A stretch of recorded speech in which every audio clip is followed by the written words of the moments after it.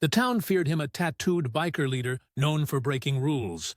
Not hearts, but when he saw the faint bruises hidden beneath a waitress's smile, something inside him shifted.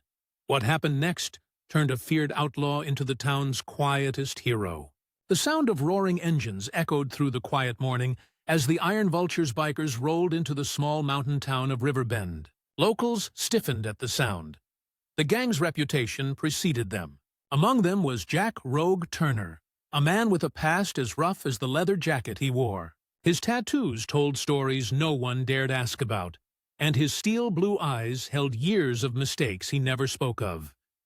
They parked outside Maggie's Diner, the only place open at dawn. Inside, the smell of coffee and maple syrup mingled with soft country music. Behind the counter worked Lena Brooks, a 25-year-old waitress known for her bright smile and polite warmth.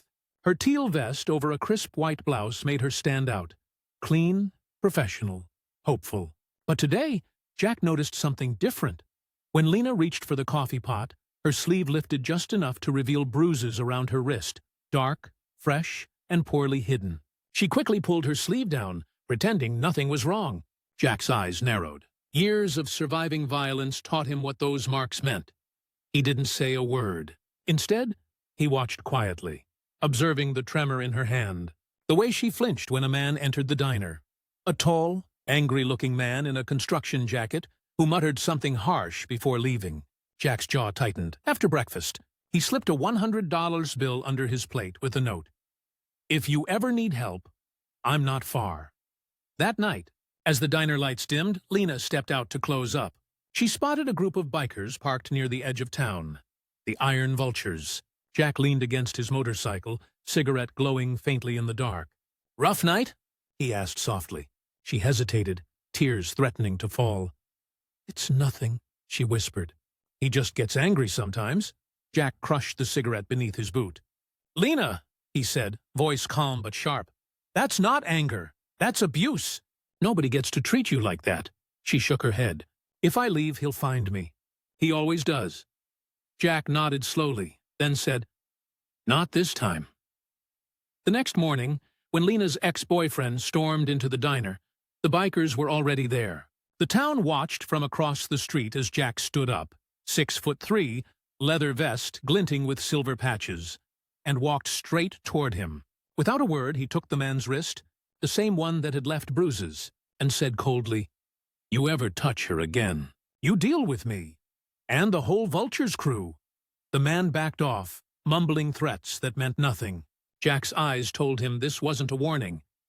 It was a promise. That evening, Lena broke down in tears, finally free from fear. The bikers didn't just protect her. They helped her rebuild. Jack used his connections to find her a new apartment, and the gang pooled money to help her buy a car. The town was stunned. The same men they'd labeled outlaws were now the reason a young woman felt safe again. Weeks passed, and the diner's atmosphere changed. The Iron Vultures became regulars, polite, calm, protective. Locals started greeting them, realizing they weren't villains but people trying to do good in their own way. Jack sat quietly at his corner table, sipping coffee while Lena worked with confidence and laughter she hadn't known in years. Months later, she started college classes in the evenings, something she'd always dreamed of. Jack attended her graduation ceremony wearing a clean navy jacket, his tattoos hidden beneath the sleeves out of respect. When she walked across the stage, she looked toward him in the crowd and mouthed, "Thank you." He smiled faintly and nodded, a gesture that said everything words never could. Riverbend no longer feared the roar of motorcycles. To them, it was now the sound of protection, of loyalty, and of redemption. And for Jack Turner, the man once feared by all, kindness had become the loudest engine of all.